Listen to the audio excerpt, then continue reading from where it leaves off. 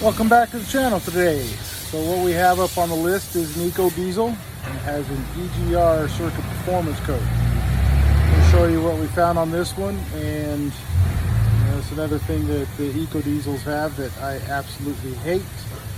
I am not a fan of these engines. It's like they're all Italian, they're Fiat. You take a bowl of spaghetti, cook it, dump it out on a plate, and there's your engine. To take anything off, you have to pull those noodles apart one by one and then put them back together the exact same way they poured onto the plate. No joke. I hate working on these engines. They suck. They're dirty, they leak oil, they're just terrible engines. They could have done a way better job. Anyway, let's get back to the point at hand. Eco Diesel with an EGR circuit performance code. Now, first one I'm going to show you is going to be the new EGR, and then I'll show you what broke in the old one. Alright, so here we are, Eco Diesel, EGR is supposed to go there. I know a lot of you are going to say, oh, just delete it. Well, I work at a dealership. I can't just delete these things. Maybe one day when the Chevron deference and all of that stuff and the EPA pull their heads out of their butt, maybe we can get away with it, but for now we cannot. So here we go. Here is the EGR valve. Now, if you'll notice, you see that butterfly open? That is a properly working EGR valve.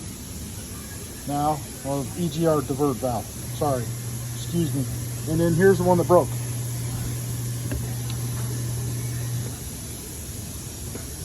I am actuating it, and you cannot see the butterfly. What you have is the butterfly is welded onto that rod. Hard to get a light in there. Anyway, that rod breaks and the butterfly stays in the closed position. So the vehicle driving down the road is trying to go into EGR mode, and the system does not see any of the changes. So it throws an EGR circuit performance code. Back over to the new one. You can see that one moving just fine. So we'll get this one replaced for this customer, get him back on the road. And anyway, oh yeah, back to the whole dirty part of these things. Here, check this out. Here's your EGR bypass tube. Look at how nasty that is. I'll bet you the inside of that intake manifold looks 10 times worse than that. So have a good day. Thanks for tuning in, and we'll talk to you later.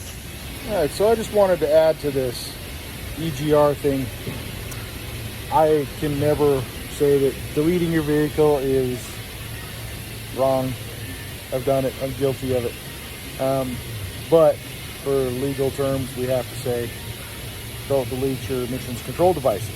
So, with that being said, Banks has come through for us on these Eco Diesels. I'm going to show you a picture of it. I'll stitch it in with this. It's the EGR Delete aluminum intake manifold for your Eco Diesel trucks. Now, you'll have to call them, make sure you got the right part number for your application, so on and so forth. You'll have to get the whole Delete kit. But cleaning up these Eco Diesels really opens these things up. They make tons of power, and they run cooler, and they get twice the gas mileage or fuel economy that they do with all of that stuff on, all those systems on and working. Anyway, long story short, we're digressing.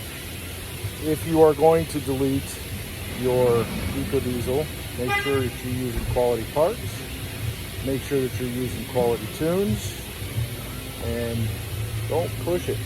You know, we want to keep the powers that be at bay for as long as we can. So anyway, I'm going to stitch in that intake manifold. I think you guys are going to be impressed. It's all aluminum. It totally deletes out the EGR bypass and the swirl valves. We have a problem with swirl valves breaking on these things as well. So anyway, thanks for tuning in, and I hope you guys have a good day.